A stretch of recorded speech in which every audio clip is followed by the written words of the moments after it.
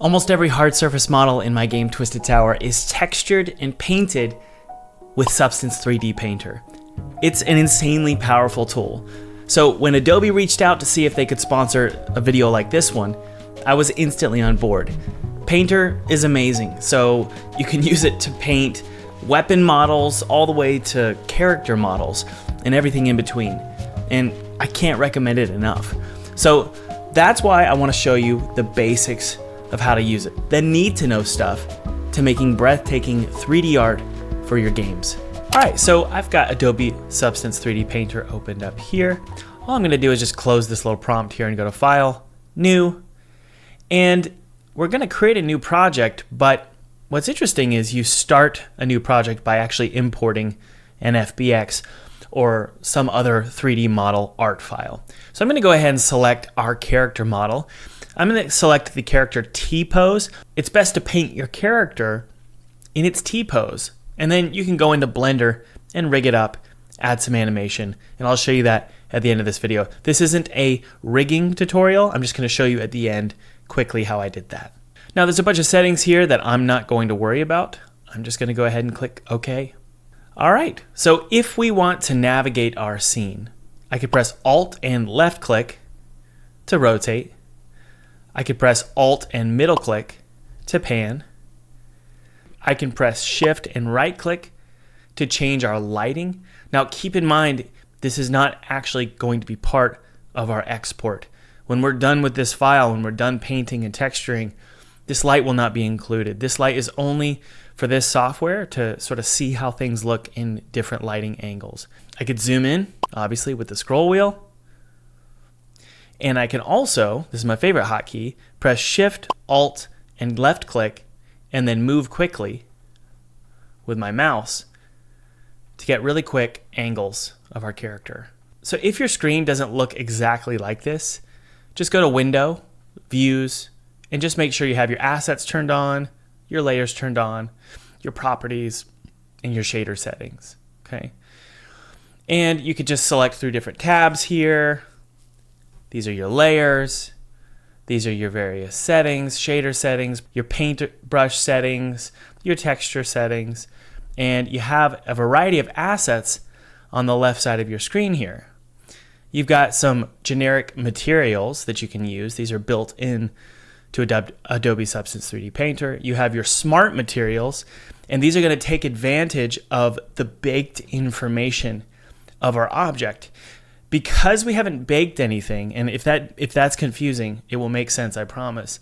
Because we haven't baked anything, if I drag on this machinery texture here, there's not anything that happens. There's no cool effects, right?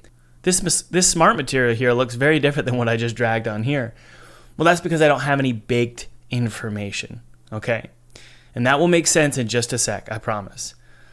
There's a variety of other cool assets here. The ones that we're going to use are also the brushes, different cool brushes that we can paint on our character. Basically, as long as you have a brush layer here, you can draw on your character.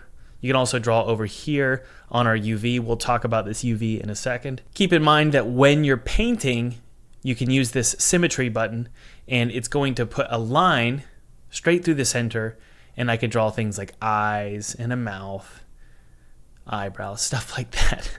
Looks wonderful, doesn't it? But anyway, that's just what the brushes tool is for. The alphas tool, I actually use this a lot. This tool is great because you can import your own alphas, basically just black and white PNGs or PSDs or JPEGs, and you can use these as stamps. So this is obviously what our character looks like as a model. This is what his UV unwrap looks like. Now, most of you probably understand what a UV unwrap is, but if you don't, it's as if you took scissors and cut up this character and put him flat onto a table and started coloring on the wrapping paper. That's the best way I can describe it. Now, I'll be the first one to admit the Adobe Modeler Unwrap, and that was in a previous video, links in the description, it was not my favorite unwrap. Okay, I would much rather take my Adobe Modeler model, bring it into Blender, and add some seams and unwrap, a clean unwrap in Blender. But because I want to show you that you can texture straight out of Adobe Modeler in Adobe Substance 3D Painter, and you can get a decent result, we're going to keep this unwrapped the way it is. We're not going to cover everything in the view here, but we will cover this layers panel here. If I drag on this plastic smart material here, and then I drag on this plastic tool material, you can see it's stacking our layers over here. We have all these different layers here. If I add a mask to, let's say, this one right here, and then use, let's say, the paintbrush to draw some white, you can see that the mask is now showing up, right? So truthfully, masking smart materials is kind of half the work in Substance Painter. It's highly effective to just work with a bunch of masks as they stack on top of one another. I can add another black mask here for the plastic hexagon. All of the visibility is gone now, but if I start to draw here, you can see we're just creating something beautiful here. That's sarcasm, by the way. But hopefully you get the idea, right? It's kind of similar to Photoshop in a lot of ways. And as you can see, I can't paint on top of this red, right? Why is that? Well, because the red is over top of this blue. So if I drag this down, just like Photoshop, now you can see, right? We can see the red underneath the blue. Now, if I select layers, I can click the folder and collapse them to see all the stuff that's going on underneath the surface for a smart material.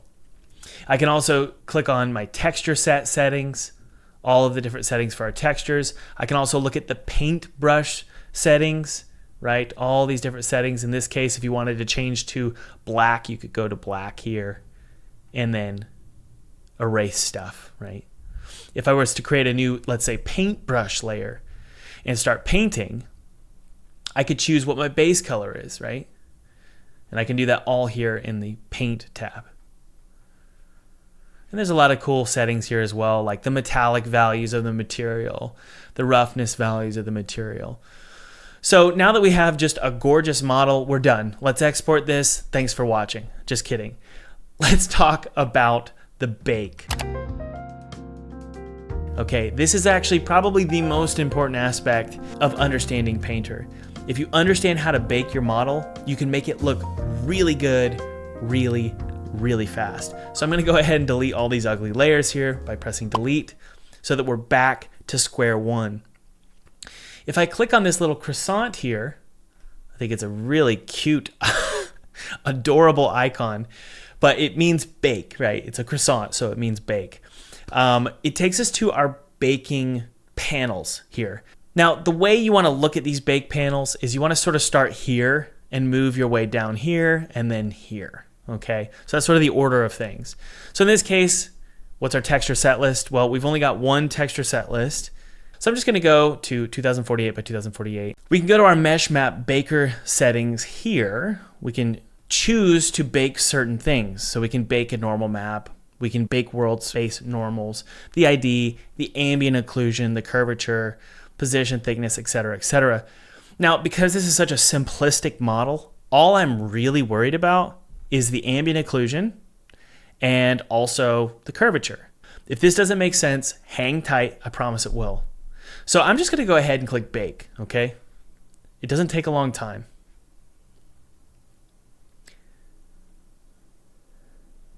Okay, so we've got a lot of different bake information. Again, all the things we've put little check marks here too, we've got information for.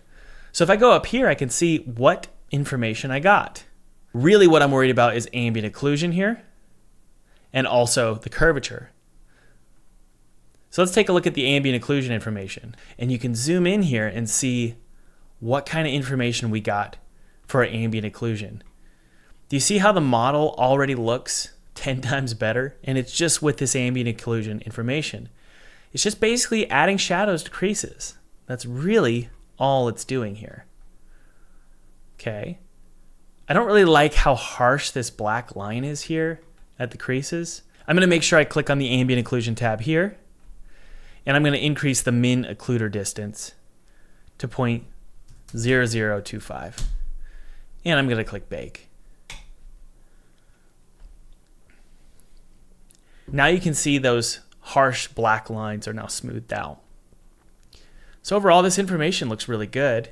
Adobe Substance 3D Painter is going to be able to use this information to create some really cool effects with the smart materials. So let's go ahead and return to painting mode here. I'm going to make sure that I get in the right view. I'm going to go to Material. And let's go ahead and drag something onto our character. What if we drag this creature teeth material? So as you can see, it's not perfect, but overall, you can see here it's using the curvature and also the ambient occlusion bake data to start adding roughness and dirt in those crevices. So all of a sudden, it looks a million times better.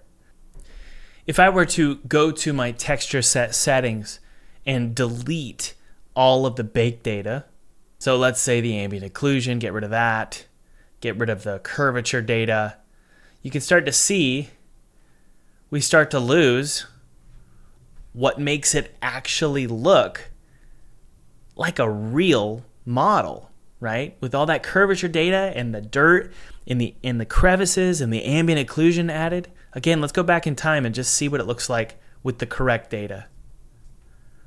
Looks very different. So you can see why baking is so important.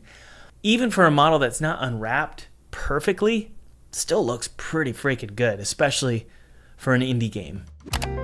Okay, well, how do we paint certain sections of our model?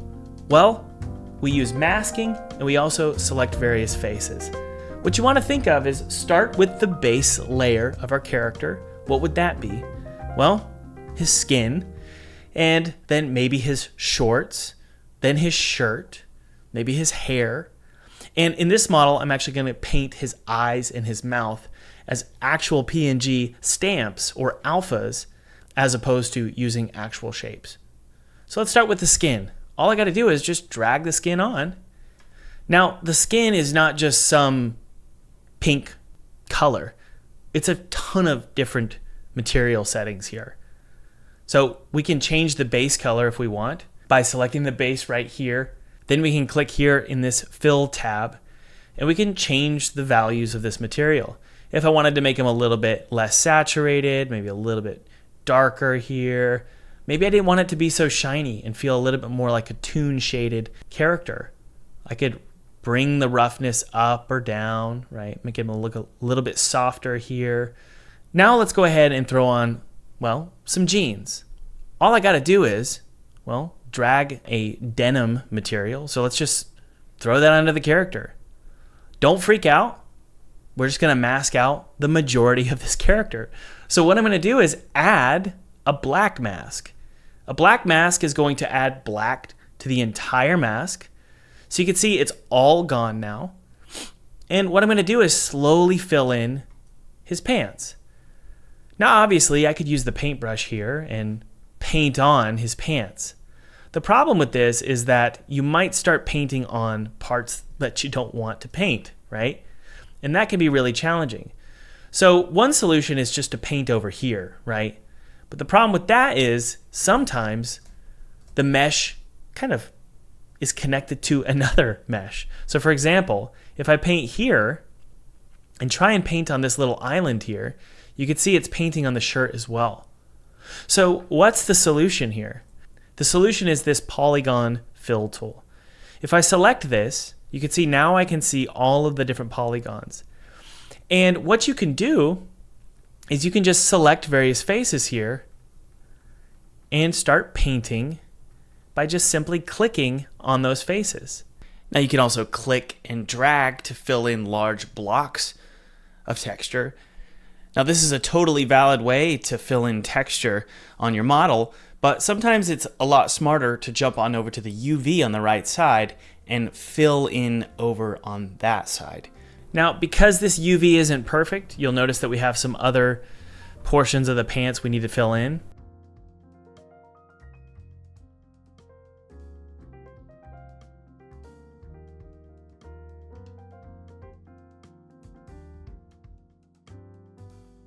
You may notice that I'm able to rotate this UV. The way I'm doing that is by holding Alt and clicking, and it makes it really easy to draw straight lines by selecting certain areas. So I can continue to rotate here, drag, drag, rotate, drag.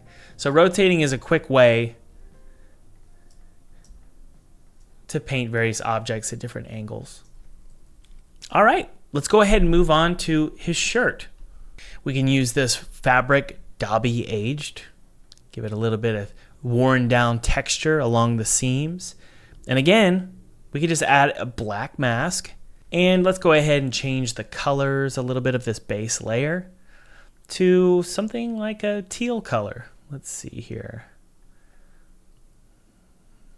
I like that. Looks good to me.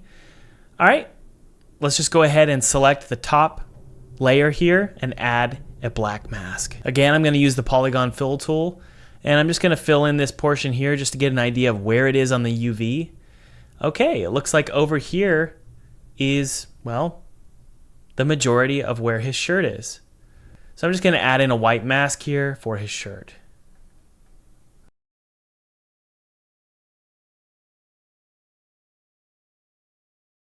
All right, we can go in and be a little bit more surgical here and add in some of his shirt here as well.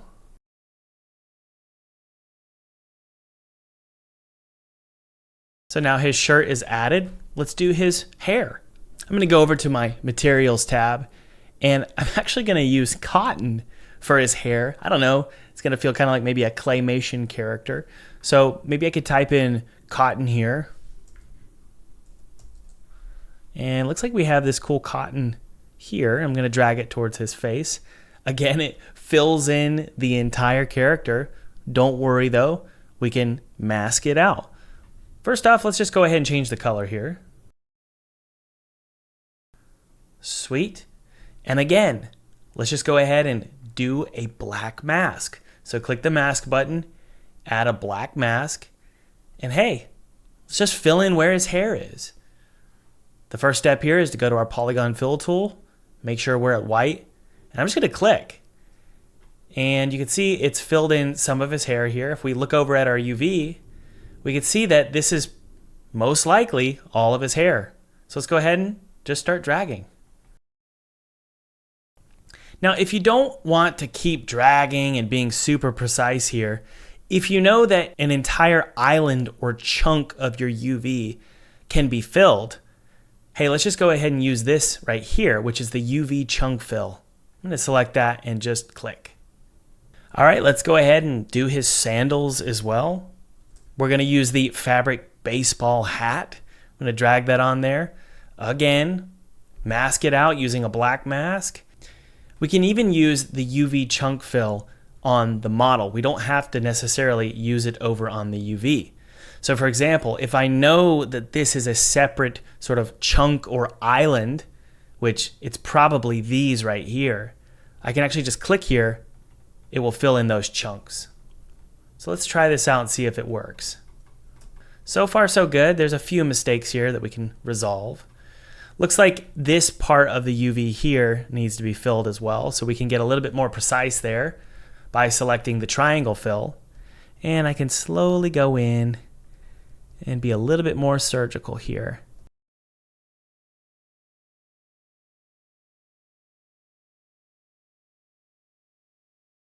If we go to the top view here, we can just create a very simple strap. And there you go. We got a flip-flop. Now, if I want to create eyes, eyebrows, and a mouth, it's actually only going to be two shapes that we're going to create in Photoshop, and we're going to import them as alphas. So in Photoshop here, you can see I've got a white canvas here. It's 1920 by 1920. I'm just going to go ahead and fill this in with black. The black means, well, nothing. It'll be completely transparent in the alpha cutout. And then I'm just going to go ahead and create his eye. So I'm just going to draw a simple oval here.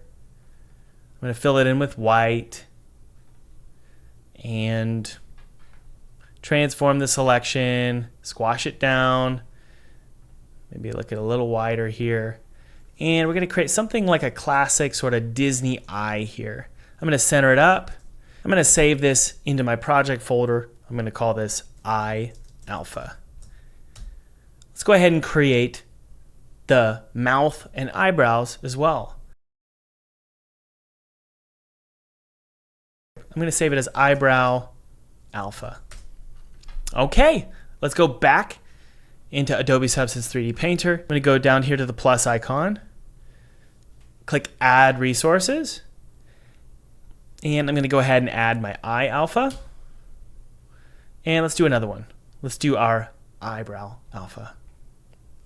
Make sure you define them. So I'm going to define it as an alpha and click Import. Now you can see they're both here in our assets under the alphas tab. So if I go ahead and create a new paint layer, now I'm going to make sure the symmetry is turned on. That way the eyes are perfectly symmetrical. And I'm going to increase the size a little bit here. So I'm going to put them right about here, but we want to make sure that they're black. I'm going to go ahead and put them right here. You can see they're very shiny, so let's make the roughness 1 and just select just like that. Find a good spot for them. If we wanted to, we could rotate them a little bit by going to the brush section here and just change the angle just a little bit, kind of like this. It's a little too much. We just want a subtle rotation. Oh, perfect. That's great. Now let's do the eyebrows and the mouth. So for the mouth, we want to make sure we turn off symmetry because I want a sort of off-centered mouth. I'm going to decrease the size here, about like this. Maybe increase it just a little bit. Sweet, I love that. Got an off-centered mouth. And then let's put symmetry back on and set our rotation sort of upside down here. There we go. And just click here. And now we have a perfect face. So we have our character. Let's go ahead and do one final alpha for his shirt. I'm going to create a new paint layer. I'm going to make sure the color is maybe an orange color. And I'm going to find a cool alpha here. Let's see here. That one's kind of cool. I'm going to turn off symmetry, increase the size a little bit, make sure the rotation is set up properly.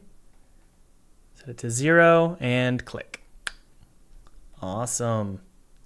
So that is our character.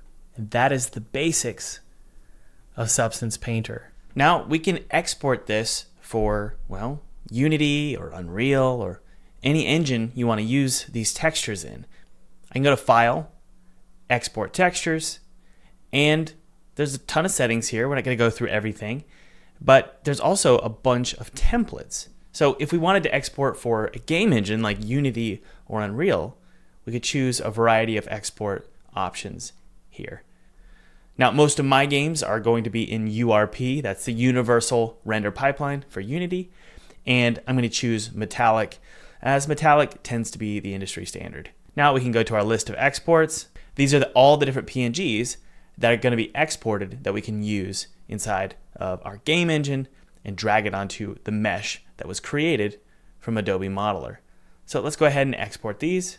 Let's open these up by clicking Open Output Directory. Our files are here. Now we can import these into Unity, or if you're like me, you like to bring them into Unity by just copying them over into your assets in the actual project folder. Now you may be wondering, after you've exported your textures, do we need to export the model? Well, Adobe Substance 3D Painter isn't necessarily a modeling tool, so we don't really need to export the model because we already have the model. Now, if you want to rig the model, you could do that in something like Blender. And I'm not going to go through everything about rigging in this tutorial, but I can just show you that I've taken my model that was exported from Adobe Modeler, and I've just rigged it up really quick here just to show you this is kind of how the process works. So when it comes to the full suite of software used for this character, it's created in Adobe Modeler, it's painted in Adobe Substance 3D Painter, and it's rigged in Blender. Now this might seem complicated, but just know that 3D art tends to use a lot of different softwares before it reaches its final destination, which is your game engine like Unity, Unreal, or Godot. Hey, and don't forget that right now you can get a great deal on both Substance 3D Modeler and Painter through Epic Games' Fab Marketplace campaign. Simply spend $25 or upload an asset on the Fab Marketplace, and you'll get a 6-month license for both 3D Modeler and Painter completely free. So if you've ever wanted to try out these tools or simply want a good deal on your next 6 months licensing, I definitely encourage you to check out the link below before the offer ends on May 31st. You can do so by clicking the link in the description.